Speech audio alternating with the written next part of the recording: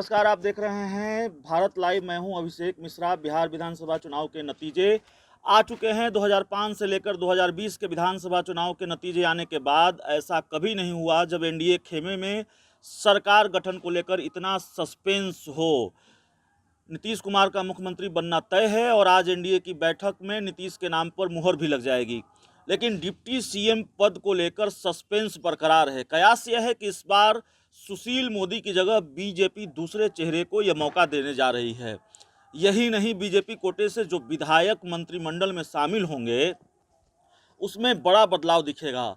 अब तक होता यह रहा है कि सुशील मोदी की चलती रही है और उन्हीं की पसंद के लोगों को बीजेपी कोटे से मंत्रिमंडल में जगह मिलती रही है, लेकिन अंदर खाने की खबर यह है कि इस बार ऐसा नहीं होगा। सवाल यह है कि क्या बिहार बीजेपी में सुशील मोदी का दौर चला गया है और उनको निपटाने की तैयारी हो गई है। अगर वाकई ऐसा है तो यह नीतीश के लिए भी अच्छे संकेत नहीं हैं।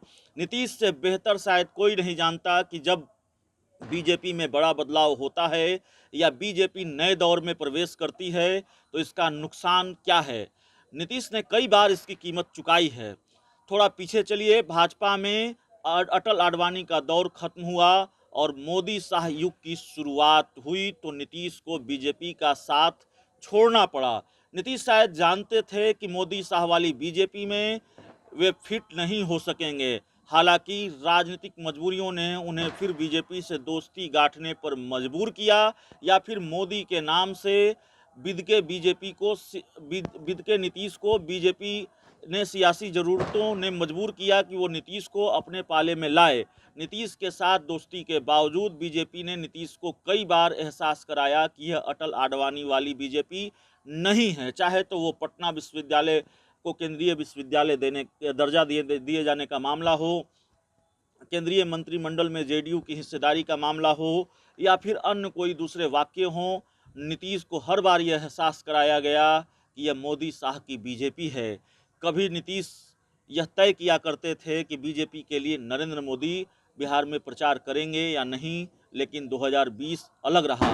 मोदी योगी ने ताबड़तोड़ रैलियां की और नीतीश को परहेज नहीं रहा, बल्कि उन्होंने मंच भी साझा किए। जाहिर है बदली हुई बीजेपी ने नीतीश को बदलने पर मजबूर किया है। सीए, धारा 370 और 3 तलाक को लेकर कथित रूप से जो नरम रुख नीतीश का रहा, उसकी वजह से उन्होंने अपने 2 खास सिपाह सलारों को खो दिया।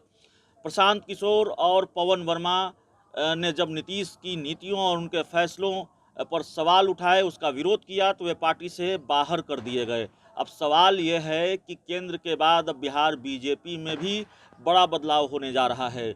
जो सुशील मोदी नीतीश कुमार की ढाल बने रहे और कई बार असहज परिस्थितियों से उन्हें उबारा, बीजेपी में उनका दौर खत्म होने जा रहा है, ऐसे संकेत हैं। अगर वाकई ऐसा हुआ तो क्या नीतीश एडजस्ट कर पाएंगे, क्योंकि संख्या बल भी उनके साथ नहीं है। 43 सीटों के साथ नीतीश मुख्यमंत्री बनेंगे, जबकि उनकी सहयोगी बीजेपी के पास 74 सीटें हैं। ऐसे में नीतीश के लिए अपनी शर्तों पर सरकार चलाना मुश्किल होगा और हाल के दौर में बीजेपी जिस एजेंडे के साथ आगे बढ़ती दिखाई देती रही है, अगर वो एजेंडा सरकार पर हावी हुआ या बीजेपी ने ऐसा करने की कोशिश की, तब भी नीतीश के लिए मुश्किल होगी। कुल मिलाकर बात यह है कि नीतीश कुमार सीएम तो बन जाएंगे, लेकिन मौजूदा परिस्थिति इस ओर इशारा कर रही है कि इस बार एनडीए में उनका कद भी छोटा हुआ है और शायद इस छोटे कद की वजह से उन्हें बीजेपी के सामने बार बार हारना पड़ेगा। तो इस पूरी रिपोर्ट में इतना ही। आप भारत लाइव के साथ बने रहिए। राजनीति से जुड़ी जो तमाम खबरें हैं और आज जिस तरह से बिहार की सियासत के लिए बड़ा दिन है, एनडीए की आज बैठक होने वाली है विधायक दल की, और उस बैठक से क्या निकलकर सामने आने वाला है उस पर भी हमारी नज़र है और हर खबर से हम आपको अपडेट रखेंगे। बहुत बहुत धन्यवाद। अगर ये वीडियो पसंद आई और वह बिहार के राजनीति और बिहारियत से सरोकार रखेनी तो सब्सक्राइब बटन दबा के चैनल के सब्सक्राइब कर ली। ओजे एगो घंटी बा, ओकरा बटन दबा देला से कुल सटीक और मारक खबर रुआ मुफ्त में मिल जाई। अगर रुआ पत्रकारिता के हमनी के नया प्रयोग में सहयोग कर चाहतानी तो ज्वाइन बटन दबा दी। पेटीएम नंबर नोट कर ली 9386816700। धन्यवाद।